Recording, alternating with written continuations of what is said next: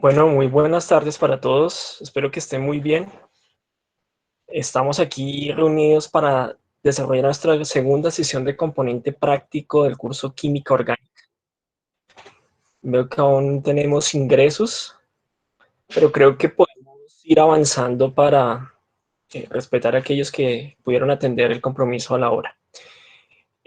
Bueno, espero que les haya ido bien en la primera sesión. Muchos de ustedes me han escrito por Skype, por eh, por correo, haciéndome preguntas muy puntuales sobre los laboratorios. Veo que no se han presentado mayores dificultades. Es importante recordarles que no vamos a dar retroalimentación de aportes, que atendemos dudas muy puntuales de lo que está en el protocolo de laboratorio, de lo que les preguntamos a ustedes. ¿Cuál es el propósito de esta segunda sesión? Esta segunda sesión, pues vamos a ver las prácticas del componente práctico correspondientes a la práctica número 2. Quiero preguntarles antes de iniciar si tenemos alguna duda respecto a las prácticas anteriores. Si ustedes tienen, me las pueden dejar a través del chat. ¿Listo? Y ahorita en la sesión de preguntas e inquietudes, pues yo trataré de responderlas. Entonces, entremos en materia. Entremos en materia para esta sesión del día de hoy. Permítanme un momento para la presentación.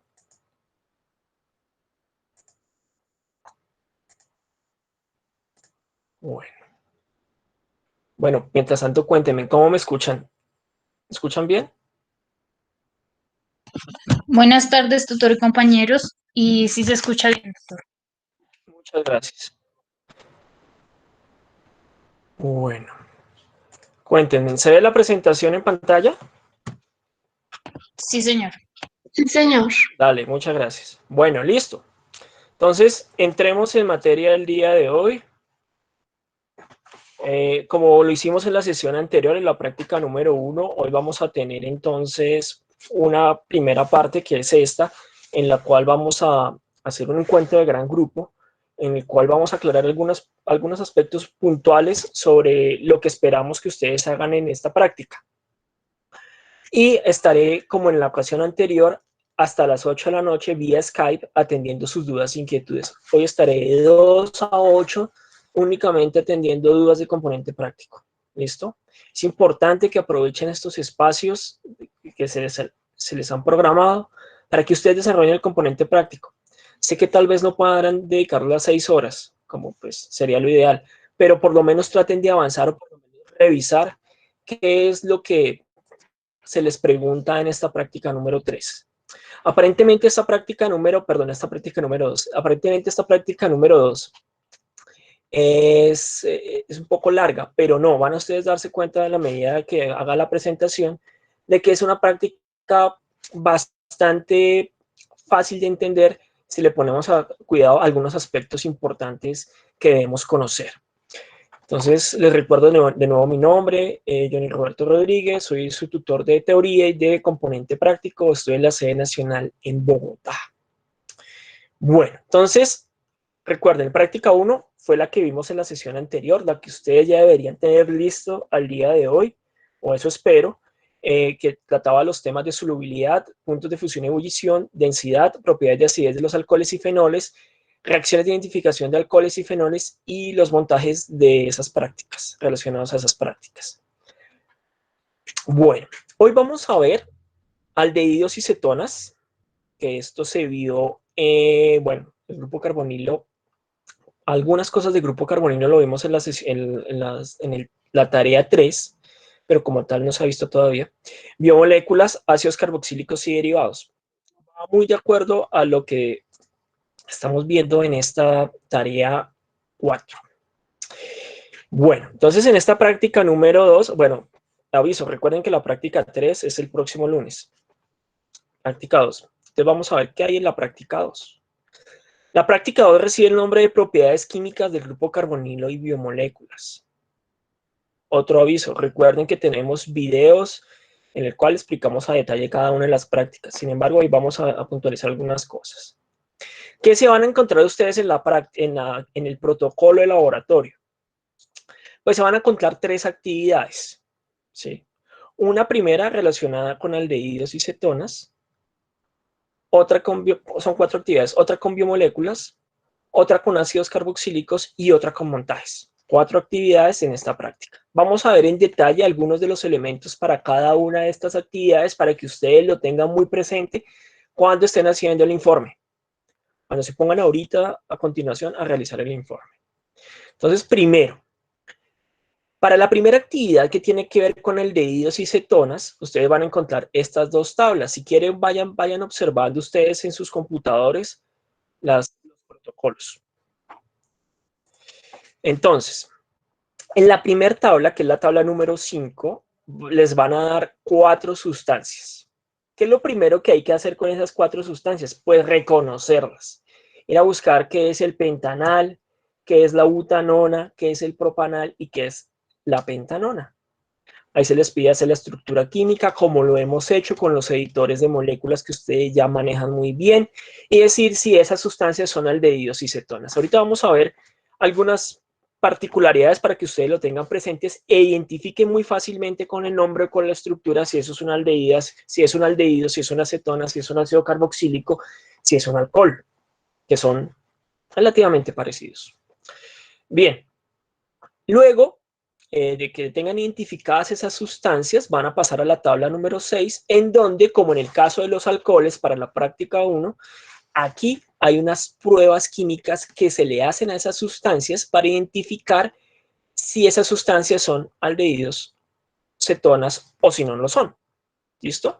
Entonces vamos a tener diferentes pruebas. La prueba de la formación de fenilhidrazonas, pruebas de oxidación, y dentro de las pruebas de oxidación van a haber varias, que es el ensayo de Fehling, el ensayo de Benedict, el de Torrens, y la detección de hidrógenos alfa, que es la prueba de la haloforma. Todas estas pruebas las hacíamos en el laboratorio. Más adelante hay unas diapositivas que ya ustedes las conocen por los videos de la directora de curso, que son muy bonitas porque estas pruebas dan color. Todas estas pruebas uno identifica si son positivas o negativas porque dan colores específicos o dan reacciones físicas muy puntuales, como lo decía en la práctica 1. Estas son pruebas de tubo. Miremos algunos aspectos antes de avanzar. Miren la pantalla, por favor. ¿Listo? Me van a ayudar a responder algunas cosas a través del chat. Yo voy a estar acá pendiente del chat. Y necesito que me ayuden. Bueno, ustedes en pantalla están viendo 6 moléculas. ¿Listo? Quiero que todos me sigan acá porque es importante que me comprendan en lo que quiero explicar. Aquí estamos viendo 2 grupos en esta práctica, 2 grupos funcionales muy importantes, que son los aldehídos y las cetonas. ¿Listo? Estos grupos funcionales, aldehídos y cetonas, van a estar íntimamente relacionados con la presencia de un grupo funcional, que es el grupo funcional carbonilo. ¿Qué es el grupo funcional carbonilo? El grupo funcional carbonilo es un carbono unido con doble enlace a un oxígeno, así como lo estoy dibujando en pantalla. Esto es el grupo carbonilo. El grupo carbonilo entonces va a estar tanto en cetonas como en aldehídos. Entonces, cuando yo vea un grupo carbonilo, ¿qué es esto? Yo puedo inferir que estoy hablando de un aldehído y una cetona. Ahora, ¿cómo diferencio un aldehído y una cetona si ambos tienen el grupo carbonilo? Vamos a mirarlo. Entonces, les decía que ustedes acá en pantalla, bueno, cuando me queda así es porque estoy admitiendo personas. Ustedes están viendo aquí en pantalla 6 moléculas. ¿Listo? Listo. Entonces, miremos esta primera molécula. ¿Ven el grupo carbonilo? Sí, mírenlo, acá está. Lo que pasa es que aquí no dibujamos el carbono porque es una estructura tipo esqueleto. Pero acá está el grupo carbonilo, mírenlo. Lo voy a señalar acá. Este es el grupo carbonilo. Listo. ¿Qué ven ustedes en todas estas estructuras? Bueno, en estas 3 primero de acá arriba. Estas 3 de arriba. ¿Ustedes qué ven en común en la estructura? ¿Qué hay unido el grupo carbonilo en las 3? Que comparten las 3. Ayúdenme a Un través de... hidrógeno. Listo, un hidrógeno. Perfecto, ya me lo dijeron. Entonces, si ven, en todas las estructuras se está compartiendo esta misma forma. ¿cierto? Si miramos los de acá abajo, vamos a encontrar la misma estructura que se comparte. Claro que esta es simétrica y está a ambos lados. Esta es otra molécula simétrica y está a ambos lados. Entonces, cuando ustedes vean esta configuración en la cual tengo un radical que puede ser cualquier cadena alifática o con un aromático, esta configuración C doble enlace OH, estamos hablando de un aldehído. Siempre. Eso es un aldehído. No hay que pensarlo más. Es muy importante que esto lo tengan súper claro porque aún en los trabajos que ustedes me están entregando, en teoría, algunos de ustedes están cometiendo errores en esa identificación. Y de aquí en adelante se pueden dar esos errores más porque en la medida que vamos viendo más funciones, esto es una función orgánica, hay algunas que son parecidas con respecto a otras. Entonces, si ustedes no tienen eso claro, les va a quedar muy difícil identificar una sustancia orgánica. Y eso es lo que nosotros queremos que ustedes sepan, que sepan identificar sustancias orgánicas.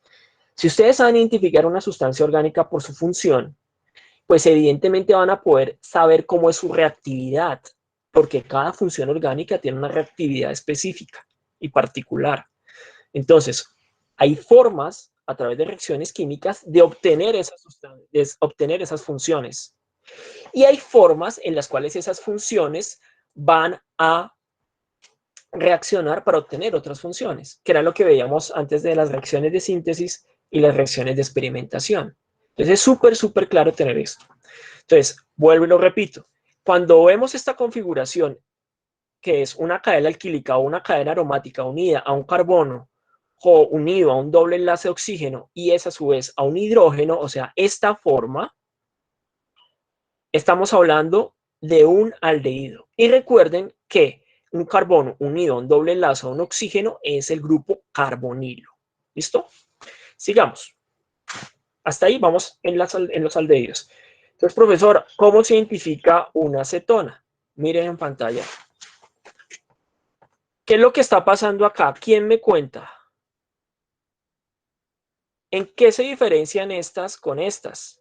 ¿Tienen la misma estructura o no?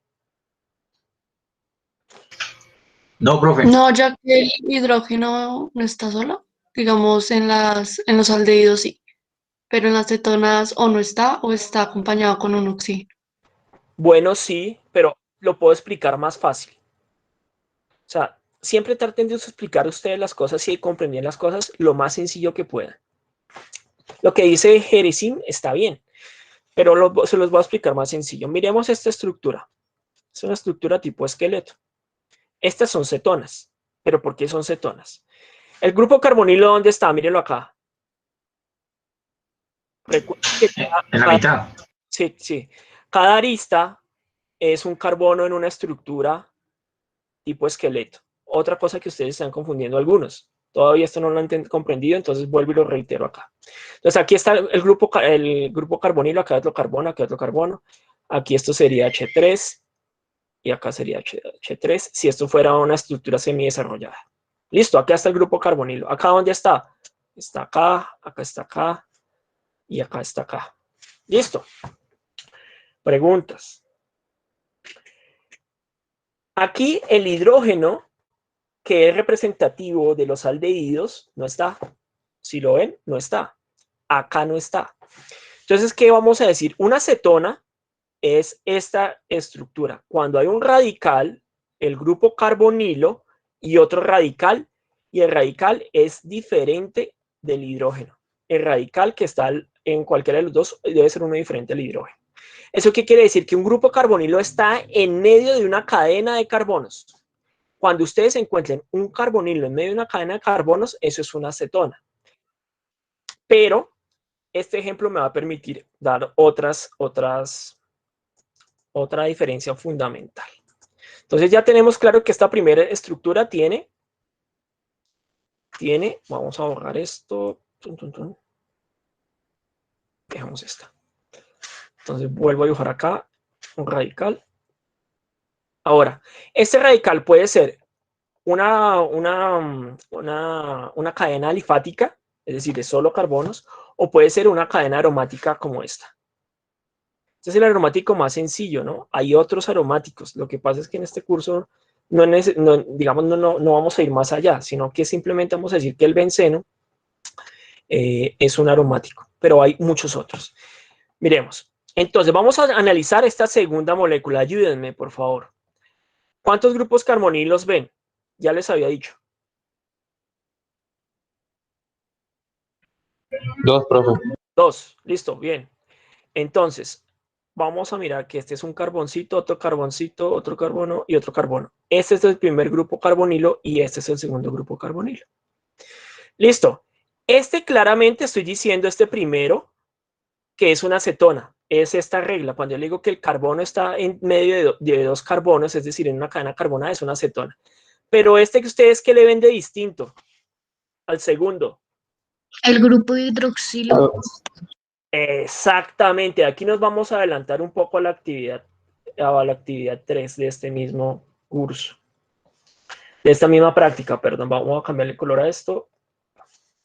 Cuando yo tengo la configuración radical, carbonilo, OH, ya estoy hablando de otra función. Esto ya no es una acetona. Esto es un ácido carboxílico. Y a esta representación, lo estoy haciendo aquí, carbono, doble enlace oxígeno, OH, eso ya se va a llamar grupo carboxilo. ¿Ustedes se acuerdan del último punto de la ruta sintética de la tarea 3? Que les preguntaban sobre el grupo carboxilo, que por qué en un anillo aromático, en una segunda sustitución aromática, el CCOH hacía que el grupo nitro ingresara en posición meta, porque es un director meta, ¿sí? O sea, que se dirija a la posición meta. Entonces muchos me ponían el ácido carboxílico, y no es el ácido carboxílico, es el grupo carbonilo. Ustedes también lo van a encontrar representado como COOH. ¿Listo? Esas van a ser las formas. Entonces recuerden, aquí tenemos ya 3 funciones que hemos visto. Vamos, más despacio. Aldehídos, cuando el grupo carbonilo, que es distinto de carboxilo, cuando el grupo carbonilo está con un hidrógeno. Tiene un hidrógeno acompañado del grupo carbonilo. Eso es un aldehído. Es decir, los aldehídos, si ustedes lo van a encontrar en la literatura, van a decir que son grupos terminales. El carbonilo va a estar en una terminación. Siempre lo vamos a encontrar al final o al comienzo, depende cómo lo vean, de una cadena carbonada. ¿Listo? Como lo están viendo acá, si ven que todos están en los extremos, no hay ninguno en la mitad. Diferencia importante con las cetonas. El grupo carbonilo no va a estar en ninguno de los extremos, siempre va a estar dentro de la cadena carbonada. Entonces el grupo carbonilo puede estar en una cadena de carbonos de un grupo alifático o aromático, como lo están viendo en estos dos ejemplos, en este y en este.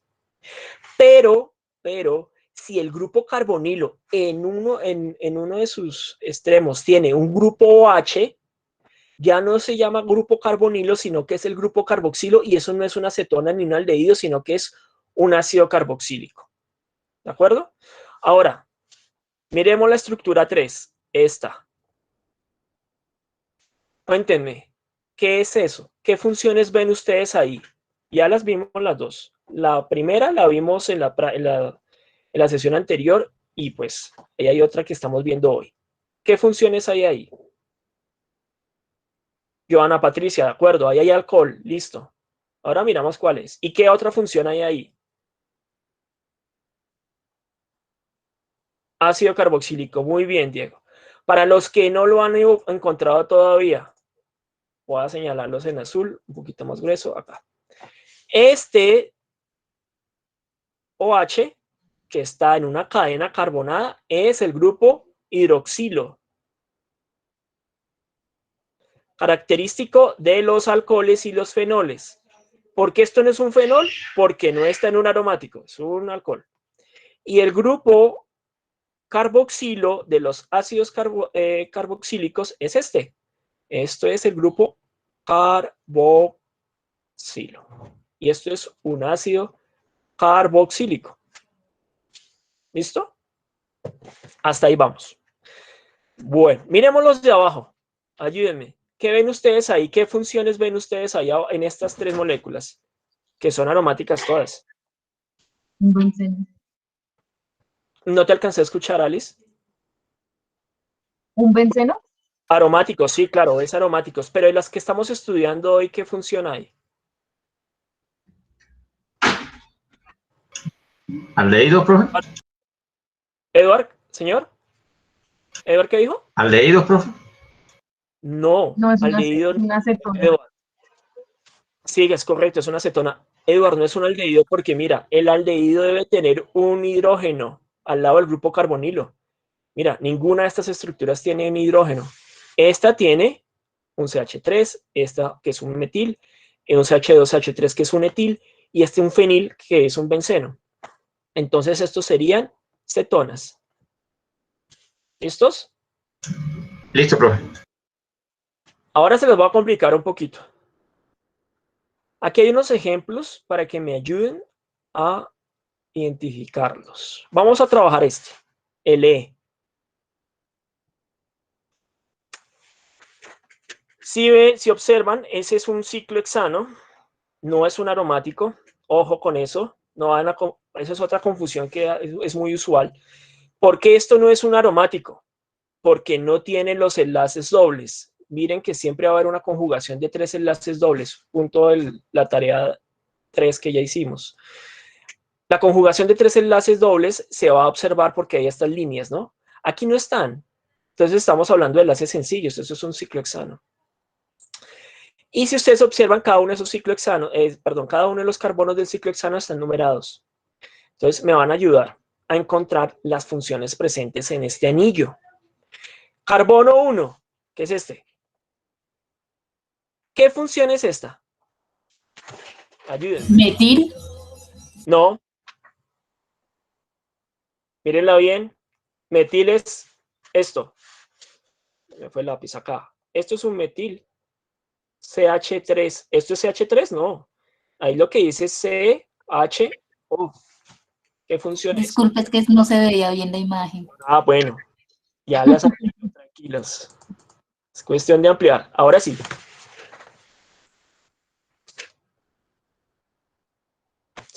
CHO. ¿Qué será eso? ¿Qué función es? ¿Es de las que ¿Un estamos? alcohol? ¿Es un carbono? No. A ver, ¿qué es un alcohol? Miremos acá un alcohol. Se me volvió a ir el lápiz. ¿Dónde está mi lápiz? Acá. Un alcohol es OH. ¿Se parece a esto? No. Joana, perfecto. Es un grupo carbonilo. Sí, es un grupo carbonilo, pero te falta algo. Cuando el grupo carbonilo está acompañado de un hidrógeno, ¿cómo se llama? La función. Hidrato de carbono, tutor. No, esos son carbohidratos. Vamos a ver más adelante que tienen que ver con esto, pero no. Es un aldehído, Joana. Perfecto. Esta representación, cuando ustedes vean C, H, O, me está indicando, están viendo en pantalla, ¿cierto? Espero que estén viendo mis monachos. Sí, profe. C, doble enlace, OH. ¿Y esto se acuerda cómo les dije que se llamaba? Aldehído, profe. Aldehído. Entonces, sobre ese carbono 1 hay un aldehído. ¿Claros hasta ahí? ¿Todos? Pero ¿por qué no Sí, tiene señor. el doble enlace del No. oxígeno? No, sí lo tiene. Lo que pasa es que es otra forma de representarlo. ¿Sí? Es una forma muy reducida de representarlo. Tú lo puedes encontrar así. La notación CHO. Y no es necesario que yo lo represente así, como una forma más desarrollada, que es con el doble enlace O. Porque si ustedes ven, este CHO es lo mismo que decir CHO. ¿Listos? ¿Claros? ¿O hay dudas? No, sí, señor. Perfecto. Bueno, ayúdenme con el carbono 5. Esta función, ¿qué es? Cetona, profe. Perfecto, de lo cogió de una. ¿Todos claros con por qué es una acetona? Sí, señor. Listo, Porque gracias. estaba en la mitad de ¿Por una qué? cadena de carbonos. Sí, correcto. Está en medio de una cadena de carbonos. Entonces, otra cosa que ustedes deben tener clara. Cuando ustedes vean, se me fue otra vez el lápiz, cuando ustedes vean No importa que sea un ciclo o una cadena abierta, lineal o ramificada, si el grupo carbonilo está en medio de carbonos, eso es una acetona. Punto. Muy bien. Y el 3. Es un Un alcohol. Perfecto, es un alcohol. Es un alcohol. La tienen súper clara. Vamos a hacer un último ejercicio y ya continuamos. A ver. Hagamos la G. También ubico bien esto.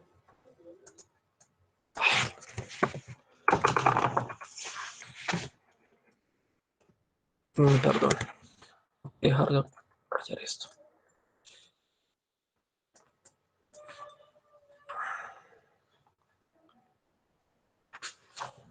Bueno, me dicen si ven bien la estructura. ¿Bien ven la estructura G? Sí, profe. Señor. Perfecto. Bueno, vamos entonces a identificar el grupo funcional, otra vez el lápiz, del carbono 8. Este carbono. ¿Qué grupo funcional es ese? Aldehído. Un aldehído. Un aldehído. O aldehídos. Sube el aldehído. Eso es un aldehído. Y si yo les dijera que el 1, ¿qué es? También ustedes me tendrían que decir que es un aldehído. Recuerden lo que les he dicho. Siempre un aldehído ustedes lo van a encontrar en los extremos. En una cadena de este tipo, ¿no? En una cadena aromática puede estar por fuera del anillo, generalmente. Si yo les preguntara, ¿el carbono 5 y el 2 qué son? Cetonas. Cetonas. Listo. Sí, es una Ya veo acetona. que ha quedado claro. Listo, me parece muy bien. Entonces, ya con esto que ustedes lo tengan súper claro, entonces ustedes ya van a entender aquí, cuando hagan la estructura, si es una acetona o un aldehído. Si ustedes van y consultan las reglas de nomenclatura, van a encontrarse otra cosa. Voy a ampliar eso un poco más. Entonces, recuerden que cada función tiene reglas de nomenclatura.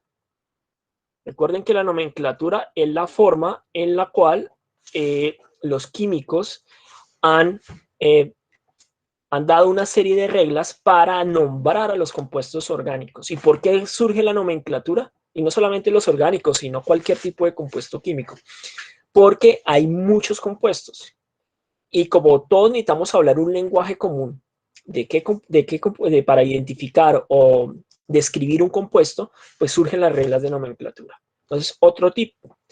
Cuando ustedes quieran identificar por nombre, no por estructura como lo vimos ahora, sino por nombre, si es un aldehído o una acetona, pues ustedes simplemente van al final del nombre. Aquí casi que les estoy ayudando a identificar si esto es una acetona o un aldehído. Bueno, entonces tenemos pentanal. Cuando las terminaciones son en al, estamos hablando de aldehídos. Y cuando las terminaciones son en ona, estamos hablando de cetonas. Súper fácil. Es una regla. Siempre los nombres de los aldehídos van a terminar en al. Y siempre los nombres de las cetonas van a terminar en ona. Entonces ya podemos decir que el pentanal es un aldehído y que la pentanona es una acetona. Súper fácil. ¿Preguntas sobre esto? Profe, tengo una pregunta. Eduardo. O sea, para el caso de la acetona, la diferencia con otro grupo funcional como el éter es el doble enlace que hay en el oxígeno, en el átomo de oxígeno. ¿En la estructura? Sí, señor. Sí, señor. Bueno. Sí, señor. Ya le comento cuál es. Entonces, me estaba diciendo el éter, ¿no? Miren el aldehído. Sí, que es muy parecido, profe. La diferencia es como que le falta el doble enlace. El parecido es otro. Pero ya le voy a decir cuál es el parecido. El éter es esto. El éter es, bueno, relativamente, ahora que lo miramos, es una cadena de carbonos unida por un puente, por un hidrógeno, por un oxígeno que está haciendo un puente. Esto es un éter. No es parecido a esto. Sí, señor. ¿Listo? ¿Cuál es más parecido, en mi opinión? Un éster. Un éster es un derivado de ácido carboxílico. Entonces, ¿qué es un éster? Un éster es una función en el cual tenemos el grupo carbonilo unido a un oxígeno que sigue a una cadena carbonada. Este, como les estoy diciendo, es un derivado de un ácido carboxílico. ¿Por qué es un derivado de un ácido carboxílico?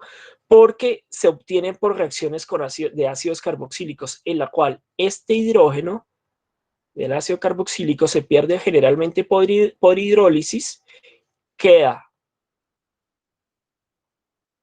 el grupo carbonilo negativo, el hidrógeno ha salido, y aquí viene y reacciona con otra cadena carbonada y obtenemos el éster. Entonces, importante, y gracias por la pregunta, Edward, por eso es importante que ustedes aprendan a reconocer estas funciones. Voy a cambiar esto acá. Entonces recuerden, éter es cuando hay un oxígeno en medio de una, bueno, puede haber un grupo, una cadena carbonada por un lado y otra cadena carbonada por otro lado. Y el que los une es el oxígeno, pero el oxígeno solito. En un éster va a ser muy parecido a un ácido carboxílico, pero en lugar de tener un hidrógeno, que ahí se acaba la función del grupo hidroxilo, sigue la cadena carbonada. ¿Listo? Entonces, ojo con eso porque pueden confundir y a veces ocurre que confunden los ésteres con ácidos carboxílicos o con cetonas o con aldehídos y son cosas totalmente distintas. De ésteres se va a hablar en esta práctica. Listo, Débora. También vamos a hablar de ésteres en esta práctica. Cuando se esté viendo lo de la actividad de ácidos carboxílicos, ustedes van a otra vez a recapitular lo de los ésteres. Bueno, creo que esto ha quedado claro. Bueno, esto que ustedes están viendo en pantalla, lo que son la formación de la fenilhidrazona, las reacciones de oxidación de Fehling, Benedict y Tollens, que esto lo vieron o lo ven en el video de la dirección de curso sobre la práctica 2. Lo traje aquí para recordar algo que les había dicho al comienzo de mi explicación, y es sobre la tabla 6, y que aquí ustedes observan, voy a ampliar esto un poco, que les va a decir pentanal, prueba positiva para formación de fenilhidrazonas. Ensayo de Fehling para positivo, Benedict, Tollens, positivo o negativo, les va a decir varias cosas allí. Entonces, ¿qué sucede? Como les decía, estas son pruebas de tubo en la cual generalmente lo que tenemos es la muestra, bien sea sólida o líquida, aplicamos el reactivo, como lo están viendo acá en pantalla, acá. Entonces tenemos la aldehído de la acetona en una muestra, generalmente líquida. Así sea sólida, pues se le hace un tratamiento para que quede líquida. Se le aplica el reactivo que va a ser el revelador, si la prueba es positiva o negativa. Se adiciona la 2-metil, en este caso la 2-fenilhidracina, y se obtiene una reacción. Como les decía, lo interesante de todas estas pruebas de tubo que se hacen en química orgánica y particularmente aquí para identificar aldehídos y cetonas, es que son pruebas que nos permiten evidenciar cambios físicos muy claramente. En este caso, ustedes están viendo acá una prueba positiva, voy a ampliarlo un poco más. Generalmente cuando nosotros queremos encontrar o identificar si una muestra tiene un grupo aldehído, tiene un grupo carbonilo de aldehído o cetona, pues generalmente este es el producto que vamos a obtener. Una solución lechosa con algunos precipitados color naranja intenso o amarillo bien oscuro. Generalmente es naranja. Esto me da una prueba positiva. Si yo no obtengo esto al mezclar mi compuesto de interés y la 2-fenilhidracina, pues evidentemente yo digo que es una prueba negativa y que eso no es un aldehído o una cetona. ¿Listo? ¿Esto por qué lo traigo acá? Porque es importante que ustedes sepan qué es lo que ocurre en el laboratorio, y eso es lo que haríamos en el laboratorio, y a eso se refiere prueba positiva o negativa. Por eso, aquí hay otros ejemplos claros de cuándo es una prueba positiva o negativa. Por ejemplo, el ensayo de Fehling. El ensayo de Fehling se hace con un óxido de cobre o con una sal de cobre, que generalmente desemboca en un óxido de cobre. Y al contacto con un aldehído o una cetona, eso tendrán que consultarlo, va a dar un resultado. Pero ¿cuál es el resultado? ¿Positivo o negativo? Ustedes lo ven acá en pantalla. Positivo es porque va a dar una coloración intensamente azul. Y negativo es cuando no da esa coloración, da otra cosa, en este caso da rojo. Pero no necesariamente tiene que dar rojo para que sea, positivo es cuando da rojo y cuando no da nada es azul. ¿Por qué cuando no da nada es azul? Porque estas sales de cobre son azules. Entonces, cuando ustedes las ven en el laboratorio, van a ver que son azules. Y si siguen azules después de aplicar el reactivo de interés, pues evidentemente ahí no hubo reacción, no hubo la reacción deseada, entonces yo puedo decir que es negativo. Y así podemos revisar con todas las demás. Entonces, cuando nosotros indicamos, o cuando se les indica a ustedes que una prueba es positiva o negativa, es porque hubo un cambio físico que yo puedo apreciar o un cambio que yo puedo determinar. Listo. Entonces, con esta tabla, ¿qué tienen ustedes que decir? Pues hay una serie de preguntas que les hace la guía. Vamos a mirar. Profe, una pregunta. Señor. Cuando hay estos grupos carboxilos unidos a un benceno, en la reacción se forma es un anillo en el tubo de ensayo. No, pero vamos por partes, Edward, porque hay varias cosas que me ha preguntado. A ver, estamos hablando de carbonilos aquí para aldehídos y cetonas. Carboxilos es para ácidos carboxílicos. Perdón. Ahora, no necesariamente se forman compuestos cíclicos o anillos. Eso depende del reactivo que yo esté utilizando. Pero en estos casos, por ejemplo, en esta reacción de fenilhidrazonas, aquí no se forman anillos. Mire, aquí vemos una reacción. Partimos de una acetona que es cíclica. Ya es un anillo. Tenemos el reactivo que es la 2,4 dinitrofenilhidracina. Y lo que se forma es un puente ácido, así se llama, un Z, entre el nitrógeno entre el nitrógeno y el doble enlace de la acetona. Esto ya no es una acetona, ya es otro compuesto y por eso se forma un compuesto coloreado por la presencia de esta función, que es un nitrógeno doble enlace carbono. Entonces, para responder a su pregunta diciendo concreto, no se forman anillos regularmente. Eso depende del reactivo con el que yo esté haciendo la reacción. En estos que estamos haciendo acá, no estamos empleando o no estamos haciendo reacciones de ese tipo. ¿Listo? Ok, profe. Profe, una pregunta. Sí, Paola. ¿Se puede volver a la de la reacción de fenilhidracina, por favor? Hay, digamos, bueno, en el dibujito donde está que se obtiene el compuesto amarillo, el nombre también se obtiene en cuanto al compuesto que utilice, digamos, termina fenilhidrazona. ¿Eso fue porque se reaccionó una acetona o por qué? No te entiendo bien la pregunta. ¿Que si cambia el nombre? Sí, porque digamos, bueno, se le aplica el fenilhidracina y ya al final cambia a zona, o sea, termina en ona. O sea, eso fue porque se utilizó una acetona y así sucesivamente, digamos, para el aldehído. Ah, no. No necesariamente. Pero ya te entendí la pregunta. Voy a tratar de ser lo más claro posible. Listo. Acá, lo que pasa es que esta reacción no es tan sencilla de ver. O sea, no es tan sencilla para un curso de este nivel, pero trataré de explicarlo. Voy con esta. Entonces tenemos una acetona, reacciona con la 2-dinitrofenilhidracina y se forma un nuevo compuesto que no tiene que ver ni con este ni con este. ¿Listo? Si ustedes ven este nuevo compuesto, en este nuevo compuesto, ¿ven por algún lado alguna acetona?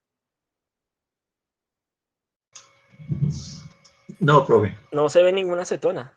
¿Listo? ¿Por qué? Porque la reacción se dio acá en el grupo carbonilo, este oxígeno salió, se dio con este grupo nitrógeno, perdón, con este no, con este lado, salió el NH2 con el oxígeno y acá sí hubo un puente, que es este que se está, perdón, sí hubo un puente, que es esto que se está representando acá.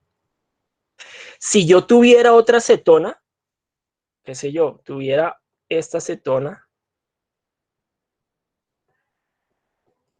que es una acetona lineal, pasaría el mismo fenómeno y acá en lugar de tener este anillo de 5 carbonos, que es un ciclopentano, pues obtendría un propano, ¿sí?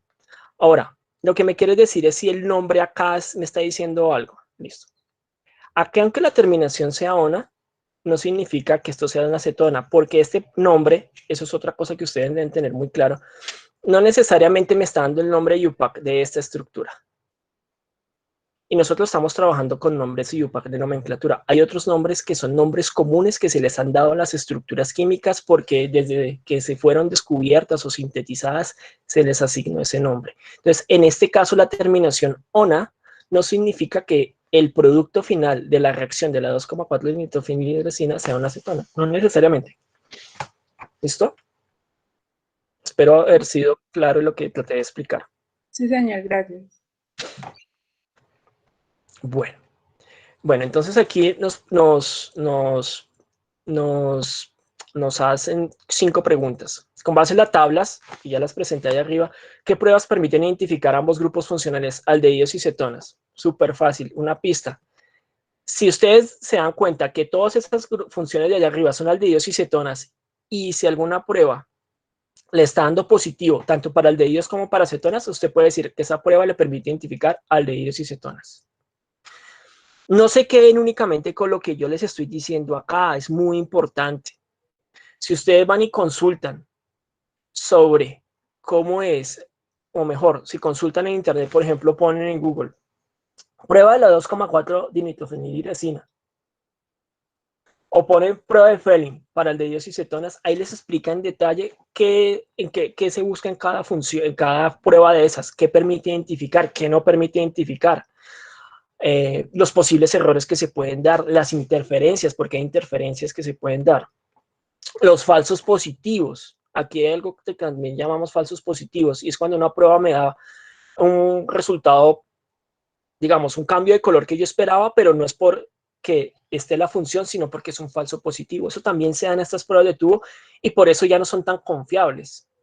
Ahora utilizamos otro tipo de pruebas que son pruebas instrumentales, con espectrómetros, con espectroscopios, que son mucho más puntuales y mucho más precisas para elucidar las estructuras y saber puntualmente qué son las sustancias. Esas son las que se hacen de verdad en los laboratorios químicos.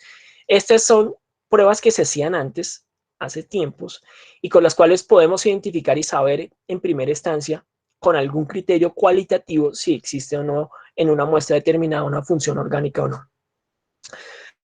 Sigamos. Con base en la tabla, ¿qué pruebas permiten identificar solo aldehídos? Súper fácil. Si a ustedes les está dando, eso es de análisis y de revisar qué es lo que hace cada una de las pruebas, y pueden saber si es una prueba que solo identifica aldehídos o solo identifica cetonas.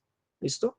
Pero con los resultados que están en la tabla número 6, ustedes lo pueden hacer de análisis también, a partir de su análisis. Bueno, esa es una también de análisis también. ¿Qué tipo de alcohol permite obtener la oxidación de un aldehído? Estas dos, si ustedes recuerdan, esto lo hicieron ustedes en la tarea 2. Perdón, la tarea 3, que es la que estamos evaluando. Entonces, esto también ya ustedes lo saben. ¿Listo? Entonces aquí yo no les voy a decir porque esto ya lo saben, súper claro. Y al contrario, por reducción, yo puedo obtener a partir de aldehídos y cetonas, alcoholes. ¿Listo?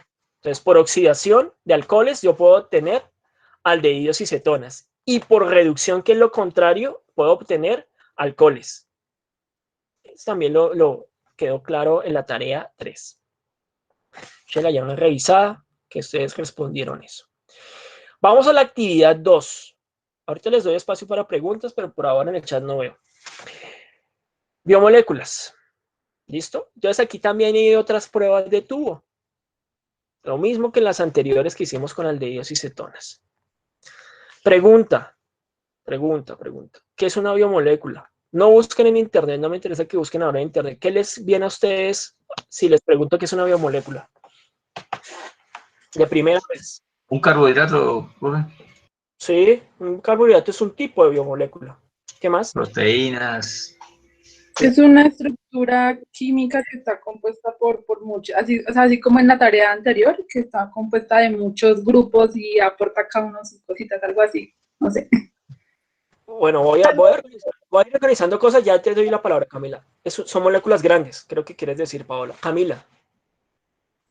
También se podría decir que se caracterizan porque tienen en común, o sea, son comunes en todos los seres vivos, así de manera muy rápida. Muy bien, Camila, a eso quería llegar. Entonces voy a unir todo lo que ustedes me han dicho.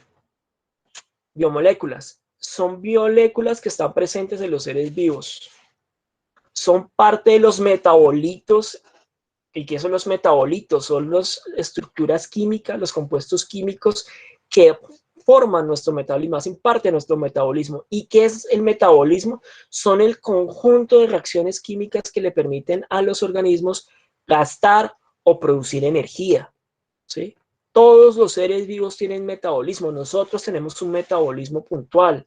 Una bacteria tiene un metabolismo. Un gato, un perro, todos tienen metabolismo porque a través de ese metabolismo es que se da la vida, ¿sí? Que no son más que reacciones que producen o gastan energía. ¿Listo? Ahora, hay varios tipos de biomoléculas. Las que dijo Edward son las más conocidas. Proteínas, carbohidratos, Lípidos y ácidos nucleicos. y ácidos nucleicos. ¿Listo?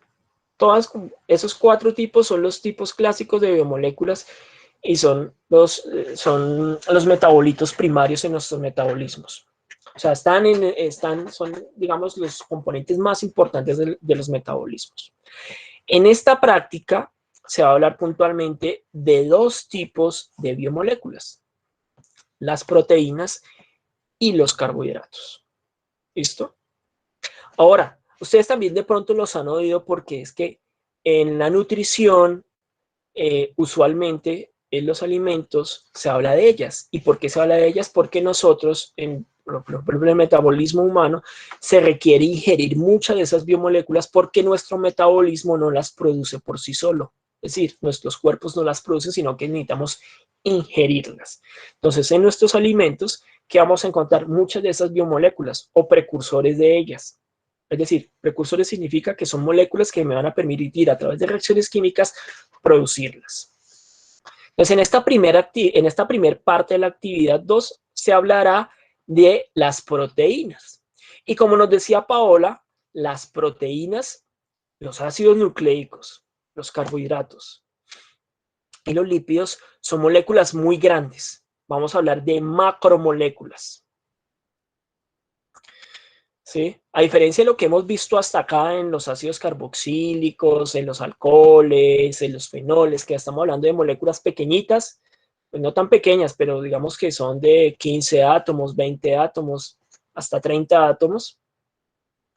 Muchas otras, como las biomoléculas, son muy grandes, son de 500 átomos, de 1000 átomos, bueno, son tremendamente grandes. Una proteína puede ser un clúster de muchísimos átomos muy grandes. Ahora vamos a ver algunos elementos para que ustedes las puedan identificar. Diana me está preguntando, por favor, ¿me puede decir cuáles biomoléculas son producidas por el cuerpo? Bueno, proteínas, carbohidratos, ácidos nucleicos y lípidos. Nuestro organismo puede producir varias de ellas. ¿Listo? Pero estamos hablando de grupos amplios de sustancias. La testosterona es, por ejemplo, una hormona. Es una biomolécula. Pero dentro de cada grupo de ellos estamos hablando de miles, de cientos de moléculas, de tipos de moléculas. ¿Listo? Entonces, en esta primera actividad, esta segunda actividad, primera parte, nos están presentando una tabla en la cual están analizando varias sustancias: el huevo, la leche de soya, la leche entera, la leche de almendras y la gelatina. Estas sustancias se caracterizan, o estas matrices, bueno, un término más sencillo, estas muestras se caracterizan, permítanme dejo claro, se caracterizan porque tienen la presencia de proteínas, un tipo de biomolécula. Y lo que se hizo fue aplicarles unas pruebas químicas de tubo, una reacción de Biuret, una reacción satoproteica, la reacción de Hopkins-Cole, Sakaguchi y una titulación de Sorensen, para determinar si eran proteínas o no, si hay proteínas aquí, qué tipo de proteínas hay. Bueno, eso tendrán que consultarlo. Por ejemplo, en el huevo, la proteína es la albúmina. ¿Listo? En la leche, miren a ver qué proteínas hay, la leche entera también, en la leche de almendras es la gelatina. Esas las encuentran muy fácilmente. Entonces, sí, aplicaron estas pruebas. Pero miremos antes qué es eso de una proteína. Una proteína es una macromolécula, lo que les estaba diciendo ahora. Una cantidad inmensa de átomos unidos por enlaces químicos. Pero está unida por algo, o está formada por algo que se llaman aminoácidos. También ustedes creo que lo han oído. Diana, solo las que son más comunes. Cuando ustedes busquen la composición van a encontrar que la proteína más común en el huevo es la albúmina, por ejemplo. ¿Sí? Entonces, son las más comunes. O la más común. Entonces, vuelvo acá. Las proteínas están formadas por aminoácidos, son la estructura fundamental de las proteínas. Y vamos a tener diferentes tipos de aminoácidos. Muchos de los aminoácidos, a ver si me acuerdo, creo que son 14 aminoácidos, bueno, ustedes lo pueden consultar mejor, ahora estoy de memoria, son los que hacen parte de los metabolismos de los seres de los humanos. Hay otros aminoácidos que existen, pero que no están presentes en el metabolismo. Entonces, un aminoácido, ustedes lo ven acá en la parte superior izquierda, lo que estoy señalando con una flecha, van a encontrar que un aminoácido tiene esta estructura tipo. Y vamos a reconocer aquí varias funciones que ya hemos visto. El grupo amino, ¿se acuerdan del grupo amino? NH2. Sí, profe. Sí, señor. Las aminas, ¿cierto? Está acá, mírenlo. El grupo carboxilo, se los expliqué hoy. COH. ¿Listo? Entonces, en un aminoácido, y por eso hace recibir ese nombre aminoácido, es porque tiene una parte de amina, por eso amino, y una parte ácida que es el ácido carboxílico. Y aparte de eso, ustedes ven acá un R, ¿cierto? Es un radical. Ese radical va a cambiar. Entonces, aquí puede ser cualquier otra cosa. Puede ser un anillo, puede ser una cadena de carbono, puede ser un aldehído, puede ser una acetona, puede ser cualquier cosa. Y dependiendo de lo que cambie acá, va a ser el tipo de aminoácido, y por eso vamos a tener un montón de aminoácidos distintos. Sigamos. Entonces, las proteínas, ¿qué va a suceder? Cuando se forma una proteína, lo que va a hacer es que va a haber una cadena de aminoácidos que se va a unir uno detrás del otro. Vamos a denominar que, por ejemplo, esta parte amino, vamos a denominar cola. Y esta parte de carboxilo, cabeza. Entonces, va a haber una reacción química entre cola y cabeza de cada aminoácido y van a formar cadenas. Esto es lo que estoy presentando acá en esta segunda flecha que estoy dibujando. Voy a cambiar el color para que se vea más claro. Entonces, ahí va a haber una reacción química. Esto se llama un enlace amida o enlace peptídico, perdón, que es el que está presente en la unión de aminoácidos y es el que me va a permitir formar las estructuras tan complejas de las proteínas. Entonces se dice, y creo que es uno de los puntos del ejercicio, que ustedes deben identificar cuáles son las 4 estructuras de las proteínas. La primera estructura de las proteínas es esto, es la configuración de sus aminoácidos, es decir, cómo están unidos uno detrás de otro. El siguiente es en las proteínas. La siguiente estructura que van a tener es cuando estas cadenas de aminoácidos, que son las cadenas inmensas, no son ni uno ni dos. Claro, existen dipéptidos que son, perdón, dipéptidos no. No proteínas, sino aminoácidos, cadenas de aminoácidos de pocos miembros, pero generalmente las proteínas tienen más de 40 aminoácidos. Creo que una de las más pequeñas es la insulina, que tiene 40 y tantos o 50 y tantos aminoácidos. Entonces sigo acá. Entonces la primera estructura de las proteínas es las cadenas de aminoácidos, uno detrás del otro. Cuando esos aminoácidos, como son muchos, se encuentran en el espacio, formando como grandes cadenas, se van plegando. ¿Qué significa que se van plegando? Se van como recogiendo. ¿Y por qué se van recogiendo? Porque siempre en la naturaleza todas las estructuras van buscando el mínimo de energía. Y el mínimo de energía es cuando están más compactas, no cuando están más dispersas, porque entre más dispersa esté una molécula, más entropía tiene. Eso es termodinámica. Pero cuando están más compactas, con menos atracción a cosas, se vuelven más estables. Entonces se van plegando, se van como enroscando de tal forma que busquen la menor repulsión posible. Entonces, esa es la segunda estructura. La estructura terciaria es cuando ya están plegadas, formando hélices o hojas, que son los tipos de estructuras que se pueden formar en la estructura secundaria, cuando hay interacciones de grupos que quedan saliendo. Por ejemplo, esto lo explico con los tipos de cabello. Creo que lo expliqué en un CIPAS, tal vez en el primer CIPAS mío. Yo daba el ejemplo de por qué unas personas tenían cabello rizado y otras tenían cabello liso. Y porque, sobre todo las mujeres, muchas que son vanidosas y les gusta alisarse el cabello cuando son de pelo rizado, o cuando tienen mucho frizz. Es por este tipo de interacciones. En nuestros cabellos están formados por una proteína. Esa proteína, cuando tiene muy bajo número de interacciones en la estructura terciaria de enlaces que son puentes de cisteína, que son de hidrógeno, perdón, de azufre, de un aminoácido que tiene azufre, cuando hay baja interacción de esos puentes de cisteína, el cabello es liso. Pero cuando hay alta interacción de puentes de cisteína en esa estructura terciaria de esa proteína, se entiende a enroscar más esa estructura. Por lo tanto, el cabello en la propiedad macroscópica, que es la que vemos, se enrosca. Cuando yo aliso el cabello, ¿qué es lo que está sucediendo? Que yo estoy desnaturalizando esa estructura terciaria de las proteínas. De pronto ustedes lo han oído, cuando oyen o de pronto a un chef le dicen que ciertas sustancias cambian de sabor cuando se sobrecalientan, particularmente las proteínas, que se desnaturalizan. Es por esto que estoy explicando, porque las proteínas son muy termolábiles. ¿Qué significa que sean termolábiles? Que se afectan muy fácilmente por el calor, por la temperatura.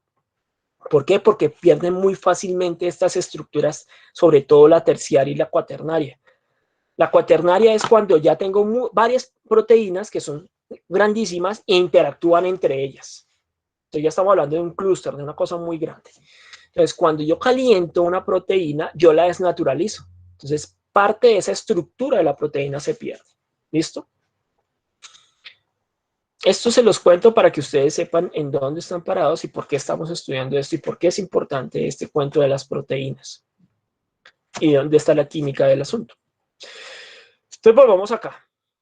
Entonces, les había dicho que aquí de estas sustancias... Profe, disculpe, qué pena interrumpirle respecto a eso de lo de las proteínas que cambian solamente como con el calor, o me pareció de pronto entender eso.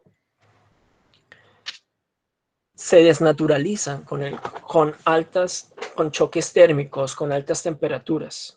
A eso me... Bueno, pues tengo una duda porque usted hablaba, por decir, ponía un ejemplo del cabello, que el cabello liso es porque tiene escasez de azufre o algo así. No. El cabello liso es por la configuración de la proteína en su estructura terciaria. Sí, resulta que, pues, no es cuestión de nada de estética ni nada de eso, pero por decir, yo tenía el cabello liso, y actualmente es muy ondulado, pero no sé por qué cambió. Entonces, por eso preguntaba si de pronto era por escasez de azufre o qué pudo cambiar de pronto la contextura del cabello, hablando pues en cuanto a lo de las proteínas que usted dijo. Ya. Bueno, recordemos otra cosa, que con su comentario me hace ir un poquito más allá. Bueno, esto es para los que vieron biología, o los que van a ver biología, o los que puedan ver biología molecular. No sé si los planes de estudios están. Las proteínas, por ejemplo, en los seres humanos, se expresan o se producen o se sintetizan a partir de algo que está más atrás, y es lo que está en nuestro material genético. Va una primera cosa. Entonces, nuestro material genético le indica, o bueno, está en su material genético escrito que usted va a tener el cabello liso, ondulado o relativamente ondulado. Bueno, el tipo de cabello está en el material genético. Ahora bien, todo lo que está en el material genético también puede ser influido por las condiciones ambientales. ¿Listo? Entonces, usted puede tener en su expresión genética que le digan, usted va a tener cabello liso, pero por alguna condición ambiental, su cabello no va a ser liso, sino que va a tener otra condición. Entonces, ahí puede afectar una condición ambiental. Pero esto tiene que ver, para responderle a Diana, eso, digamos, en este momento no sabría por qué le ocurrió esa condición, porque puede ser un factor ambiental o algo que cambió en el metabolismo que hace que las proteínas no expresen esa cantidad de puentes de cisteína. Ahora, no necesariamente esto está asociado con la ingesta de algo en particular. Puede ser una condición ambiental o puede que sí, pero en este caso no tendría elementos para ir más allá. Sí, Yolene, esa asistencia ya en un momento la voy a compartir. Entonces, vuelvo acá a la explicación. Entonces, se van a aplicar varias pruebas, como lo dije en la anterior ocasión. Estas son pruebas de tubo. Aquí ustedes, esto lo explicó muy bien la directora de curso, van a obtener unas pruebas que son positivas o negativas de acuerdo al resultado esperado que, como en los casos anteriores, van a ser cambios de coloración. ¿Qué es importante rescatar de aquí? Algo que es una de las preguntas de esta guía. Entonces, estas son las preguntas de esta actividad 2. Está mi lápiz. Acá. De la 1 a la 7. Estas de la 1 a la 6 no veo que tengan ningún problema. Esto ustedes consultan cada una de las pruebas, qué es lo que se espera en cada prueba. Y aquí es indicar si tienen mayor o menor proteína. Ustedes cuando revisen que es una prueba de Buret, que es una prueba santoproteica, que es una prueba de Hopkins-Toll, que se espera en cada una de ellas, ustedes van a poder identificar eso muy fácilmente. La que me interesa que ustedes atiendan muy bien es esta 7, porque aquí esto es un análisis. Y ese análisis ustedes tienen que hacerlo, tienen que ser muy finos para hacer ese análisis. ¿Qué les están pidiendo acá? Entonces se dice, un estudiante desarrolla una titulación de Sorensen con 2 alimentos, el huevo y un extracto de lentejas. Entonces lo primero que nos están diciendo es que hay 2 titulaciones. ¿Qué es una titulación? Es esto que ustedes ven acá en la pantalla, en la parte derecha, es en la cual yo en un Erlenmeyer tengo una sustancia que quiero analizar, le he agregado, bueno, la condición o si no solamente la sustancia que quiero analizar, tengo una bureta, o en este caso una pipeta, pero generalmente se hace con una bureta, tomo esa bureta tiene una cantidad de un reactivo que me va a permitir que al mezclarse con la muestra se obtenga un resultado. Generalmente es un cambio de color. Entonces, en la medida que yo voy adicionando el reactivo, voy revisando si se produce cambios de color. Es normal. Perdón, es normal no, sino que se hace muy lentamente para poder ir midiendo la cantidad de reactivo que voy adicionando. Entonces, apenas se produzca el primer cambio de color, tomo el valor de volumen del reactivo adicionado y hago un análisis. En este caso, el análisis que se les pide es que tienen las 2 muestras, o sea, hacen 2 titulaciones por separado, una para huevo y otra para lentejas. Entonces, al finalizar el experimento, ¿qué sucedió? El estudiante determina que el volumen, en este caso el reactivo es el hidróxido de sodio, que de concentración 0,01, ¿qué significa esta M? Eso es una unidad de concentración. No, moles no. Molaridad, de acuerdo, Johanna. Molaridad. Si fuera una N. Normalidad. Perfecto. Muy bien. Eso se los dejó la directora en el chat que tenemos grupal. Es importante que eso lo tengan claro. Entonces, ya tenemos que el reactivo que se usó es el hidróxido de sodio con una concentración 0,1 molar de molaridad y se gastaron 10 mililitros para una muestra y 15 para otra muestra. Entonces, ¿qué le dicen? Con esta información determine cuál alimento tiene mayor cantidad de proteína. Listo. Acá, esto es sacado perdón, se me fue el lápiz otra vez acá. De la presentación que hizo la directora. Aquí es muy importante que tengan esta claridad. Esto. Súper claro que lo tengan presente para poder responder eso y puedan hacer el análisis. Ahí ustedes pueden hacer el cálculo, pero más que el cálculo, yo quiero es que me interpreten esto bien. Volumen base por la concentración de la base. Profesor, ¿cuál es la base? ¿Cuál es la base, compañeros? En este ejercicio, ¿cuál será la base? Arriésguense y díganme a ver cuál será la base. La base es una sustancia. El Hidróxido de sodio. Correcto, correctísimo. El hidróxido de sodio es una base, es un álcali. El huevo y la lenteja son las muestras. ¿Listo? Y se supone que las muestras tienen grupos carboxilos. ¿Por qué decimos que las muestras deben tener grupo carboxilo? Háganme ese análisis. Con todo lo que he explicado hasta acá. Porque las llevan las proteínas. No sé. Sí, vas bien, Paola. ¿A quién le ayuda? ¿Por qué tienen ácido carboxílico las proteínas? Ay, Porque porque... hacen parte de los aminoácidos. Ay, muy bien, esa es la respuesta. Miren la estructura de los aminoácidos. Esta de acá arriba. En la cabeza, que yo les dije que esta era la cabeza, ¿qué hay? Un ácido carboxílico. Esto es un CCOH, aquí ya lo había dicho.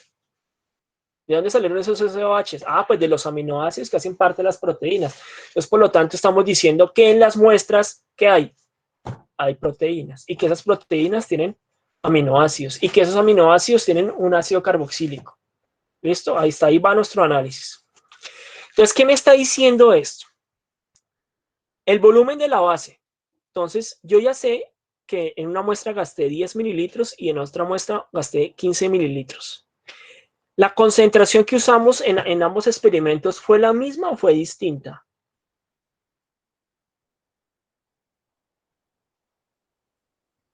Es la misma.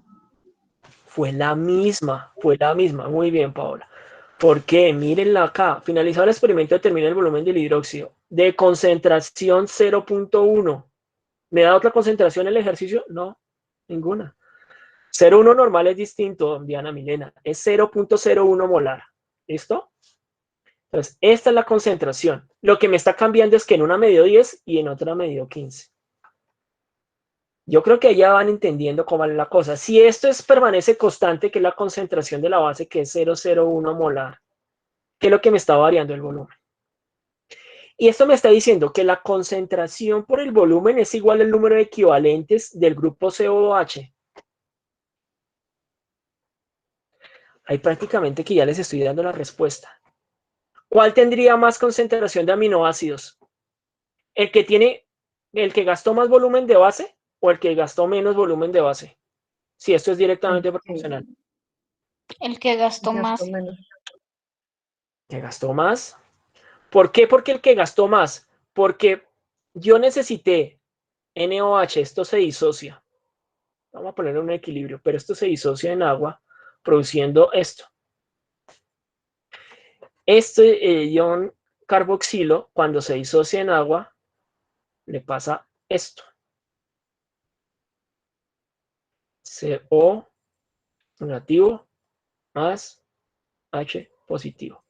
Este H se va y aquí lo que me va a interesar es, perdón, este H se va y aquí lo que me va a interesar es no, no me interesa, me va a interesar el hidróxido y el ion hidrógeno. Para yo neutralizar este equivalente ácido con este equivalente básico, pues voy a necesitar la misma cantidad porque eso reacciona 1 a 1. Si yo tengo acá que he gastado más de este, significa que aquí hay más de esto. Si aquí hay menos de esto, aquí hay menos de esto. Ese es el análisis que ustedes tienen que hacer. ¿Listo?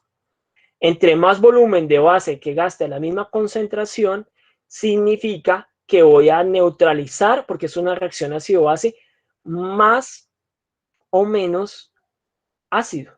¿Listo? Entonces la base es proporcional a la cantidad de ácido que hay. Y siempre esto va a ser una reacción de neutralización. ¿Listos? Preguntas hasta ahí.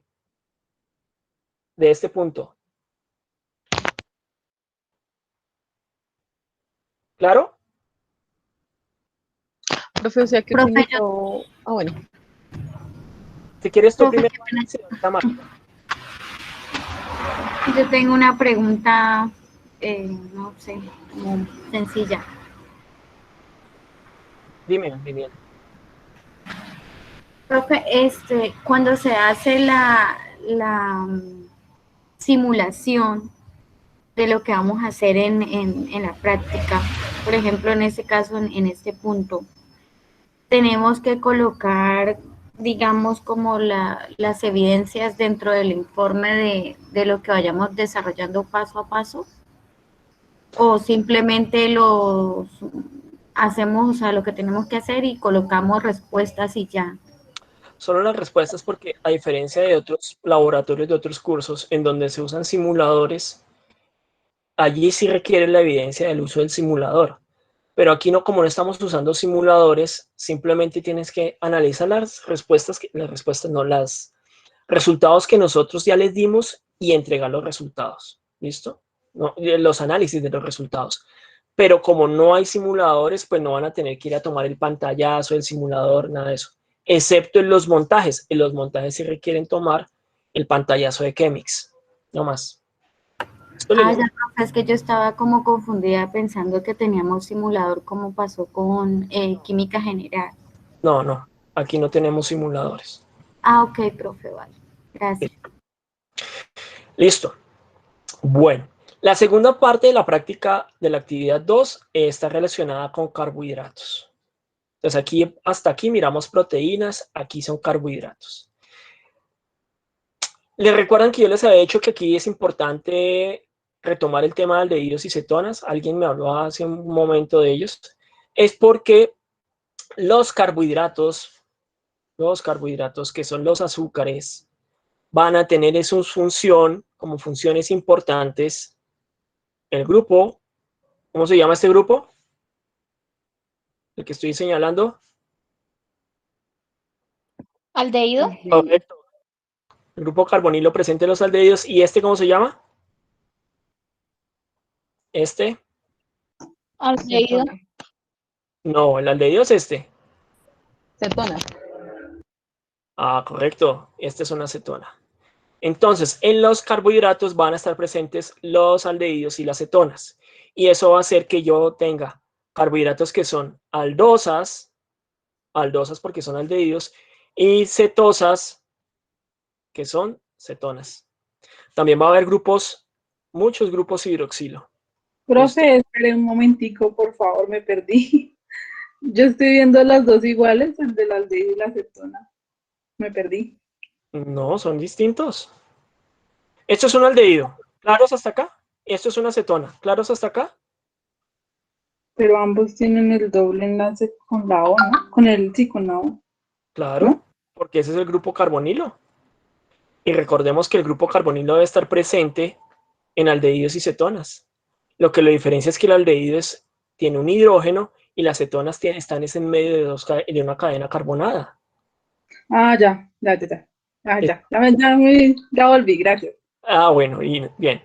Entonces, lo que les trato de explicar aquí muy rápidamente es, porque me estoy pasando de tiempo para esta reunión de gran grupo, es que los aldehídos, los carbohidratos que son aldehídos, van a formar aldosas, o sea, se van a denominar aldosas, y la cetona van a formar cetosas. Los carbohidratos generalmente, cuando son los más sencillos, pueden ser o de 6 carbonos o de 5 carbonos. Los de 6 carbonos se vayan a llamar hexosas y los de 5 carbonos pentosas. No se preocupen por todos estos términos, ustedes los pueden consultar. Solo que aquí les estoy dando información súper general de qué es esto de un carbohidrato y cómo se maneja esto. Ustedes los van a representar o los van a encontrar representaciones de varios tipos. Una desarrollada, que es la forma lineal, que es esta que está acá en la parte izquierda, que he denominado 1.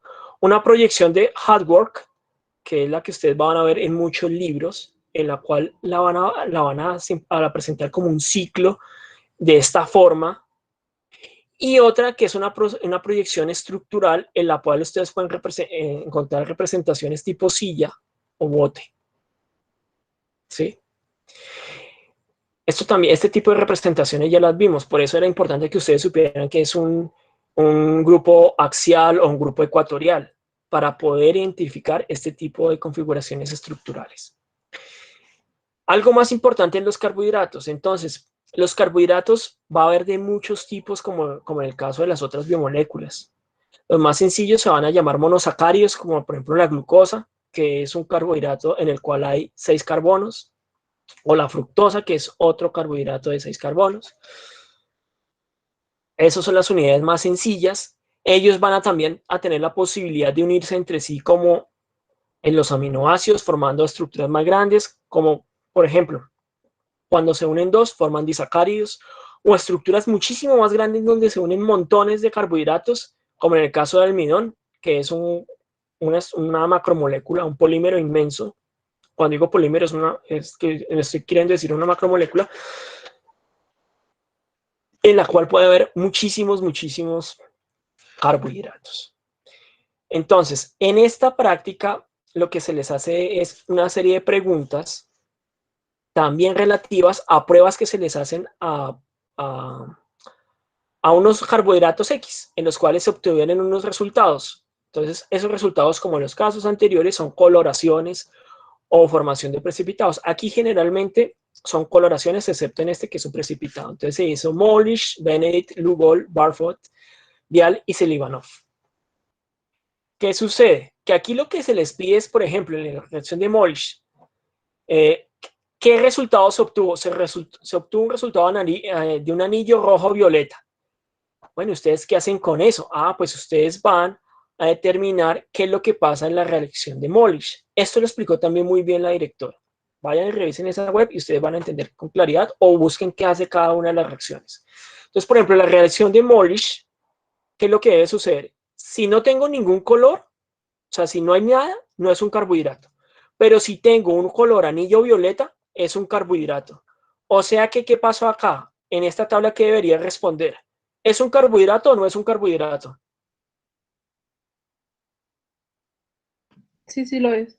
Es un carbohidrato porque el resultado fue anillo rojo-violeta. Perfecto. Eso es lo que deben hacer con los demás. ¿Listo? Este esquema, que es muy sencillito para que ustedes lo analicen, está en esa web. Si no, pues aquí ya lo tienen. Le pueden tomar un pantallazo o la grabación. Revisen esto muy bien. Esta tabla la dejé aquí porque pues aquí hay unas cosas muy interesantes que si ustedes la revisan con lo que le están preguntando allá arriba, prácticamente están respondiendo ese punto. Bueno, les dije que hoy también íbamos a hablar de ácidos carboxílicos y esa es la actividad número 3. Vamos para la actividad 3. Esta actividad 3 también es muy sencilla. Aquí hay 3 sustancias en las cuales son las que se van a analizar. Diana, ahora puedes dejarme la pregunta a través del chat. El zumo de limón, el vinagre y el ácido benzoico. ¿Sí? ¿Qué se les pide? Bueno, aquí hay 2 resultados. El papel tornasol, que es para medir si una sustancia es ácida o básica o alcalina. Básica es lo mismo que alcalino. Una prueba química que es desprendimiento de dióxido de carbono. Y se les pide consultar el pKa. El pKa, ¿qué es? Es un valor, como se dice acá, es una magnitud que nos da, es un número que nos da qué tan ácido es una sustancia. Generalmente, como estamos hablando acá de ácidos débiles, que son, eso yo lo aclaré en la pasada clase, los ácidos orgánicos son ácidos débiles, a diferencia de los orgánicos que son ácidos fuertes, los podemos medir en valores de pKa. Entonces, consultando el valor de pKa, yo puedo indicar si un ácido es más fuerte que otro. Entonces aquí les dicen, por ejemplo, consultar el valor del pKa del ácido cítrico, del ácido acético, del ácido benzoico.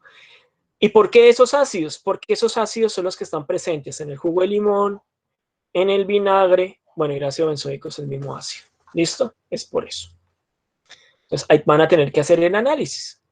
Tengan en cuenta muy bien lo que dijo lo que es el valor del pKa.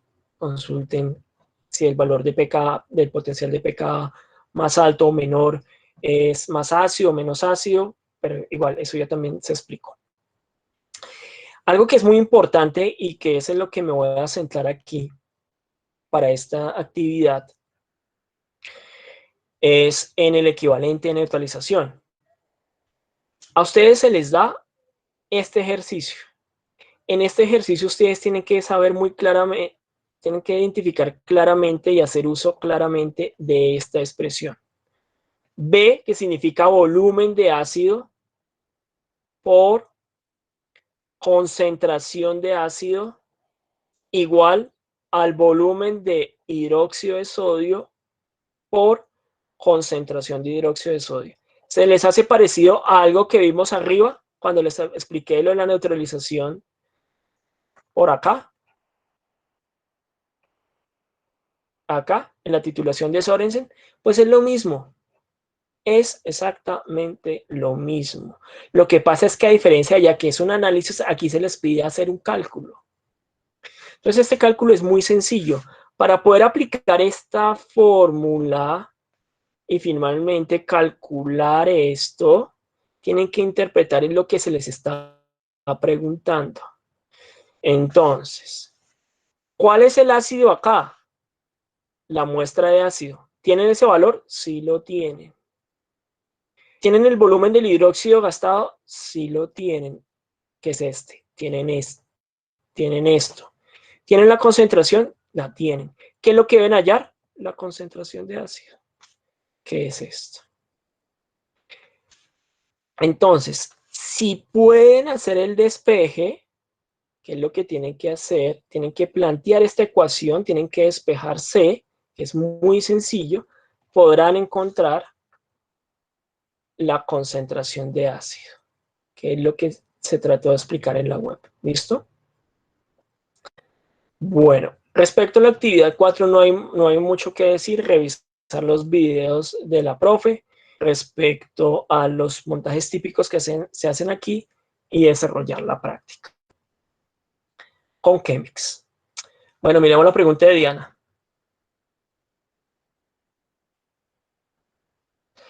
Para realizar el cálculo, para realizar el cálculo de los gramos del ácido, yo debo de usar la reacción que... Hola, profe. ¿Me escucha? Sí, Diana. Sí. Profe, mi inquietud es, a mí me están dando la concentración en normalidad. La normalidad es equivalente en moles sobre litro, ¿cierto? Equivalente gramos, perdóneme, sobre litro. Eso. Pero a mí me están pidiendo hallar la pregunta es hallar los gramos del ácido.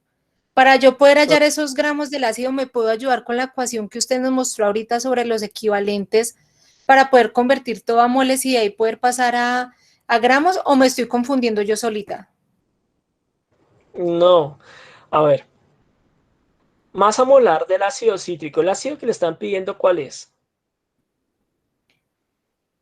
Sí, esa la tengo, esa se encuentra en internet. No, por eso. ¿Cuál es la estructura del ácido cítrico? Tienes que consultar la estructura del ácido cítrico. Porque aquí podemos hacer una salvedad. La normalidad es igual a la molaridad en algunas ocasiones. Y eso es igual cuando el ácido tiene el mismo número de equivalentes y el mismo número de moles. Cuando un ácido tiene el mismo número de equivalentes, cuando solo me disocian una sola vez. Pero para no confundirnos con esto, entonces, lo primero que les propongo hacer es, voy a borrar acá, es tener clara esta ecuación, esta primerita, ¿sí? Que es lo que acabo de explicar. Esta me da la concentración de ácido. Entonces, aquí yo voy a obtener una concentración de ácido que en este caso me la da en normalidad. Eso es equivalente, eso me da en equivalentes por litro, ¿sí? Normalidad es eso. Al obtener la concentración, yo ya sabiendo cuánto es un equivalente del ácido cítrico, puedo calcular sus gramos. ¿Listo? ¿A cuánto equivale un equivalente del ácido cítrico? Pues yo tengo que ir a buscar cuánto es el peso molecular del ácido cítrico. O el ácido que sea. ¿Cómo calculo peso molecular del ácido cítrico. Eso se ve en química general. Pero es sencillo. Entonces, yo con la fórmula molecular, que en este momento no me acuerdo con la fórmula del ácido cítrico, vamos a suponer que es esta. Por poner un ejemplo. ¿Qué es esta? Entonces, que es C2HN. Entonces, ¿yo qué haría? Ir a buscar una tabla periódica a cuánto equivale el peso atómico del carbono. 12. Pero como hay 2, entonces esto es por 2, 24. El hidrógeno, hay solo 1. Y el peso atómico es 1. 1 por 1 igual 1. Y el nitrógeno creo que es 5, no, es 10 o 8, bueno, no se me olvidó ahora. Vamos a ponerle 5, pero no es 5. Y como solo hay 1, 1. Luego sumo todos esos valores. Aquí era 24, 1 y 1, perdón, 1 y 5, eso me da 29. Ese es el peso molecular. Y eso es lo que equivale un equivalente. ¿Listo? No se los voy a hacer acá, Diana. Es para que ustedes entiendan cómo sacar un equivalente. Entonces, el equivalente siempre va a ser igual al peso molecular de la sustancia. ¿Listo? Y luego tienen que hacer, pues, un cálculo de despeje para, a partir de la normalidad, hallar los equivalentes. Tienen el volumen y pueden hacerlo. O sea, tienen todo. ¿Qué es lo que tendría que calcular? El peso molecular del ácido cítrico. Ahora, si ustedes lo buscan, peso molecular del ácido cítrico, también lo encuentran en internet. ¿Listo? Traten de hacer este ejercicio, no es difícil realmente con lo que acabo de explicar, pero si tienen dudas, pues estaré atento a atenderlas a lo largo de la sesión. ¿Listo? ¿Alguna otra pregunta?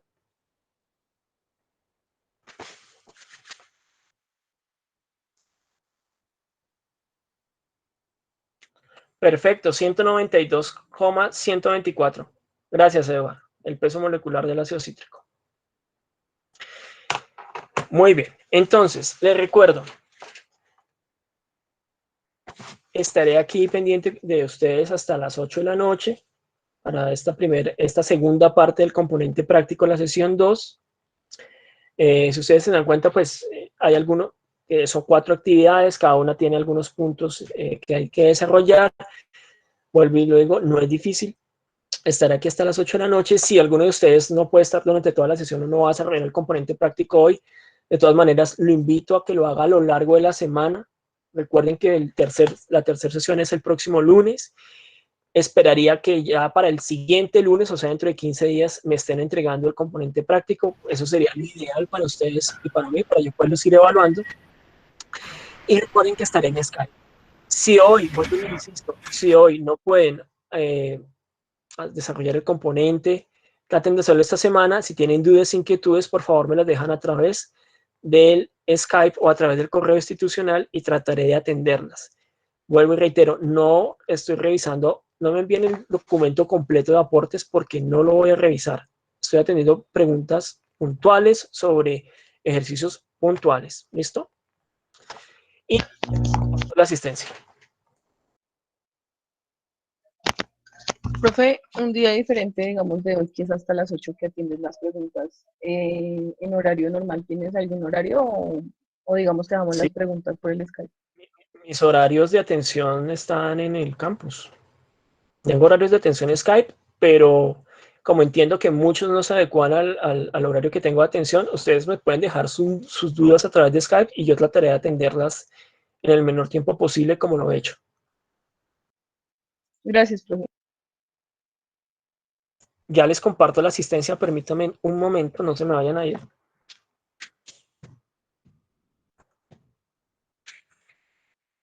Y acá está el de asistencia. Igual, entonces, pueden ir llenando la asistencia. Los invito a que desarrollen el componente práctico. Si no han desarrollado el componente de la primera sesión, a que lo hagan rápidamente.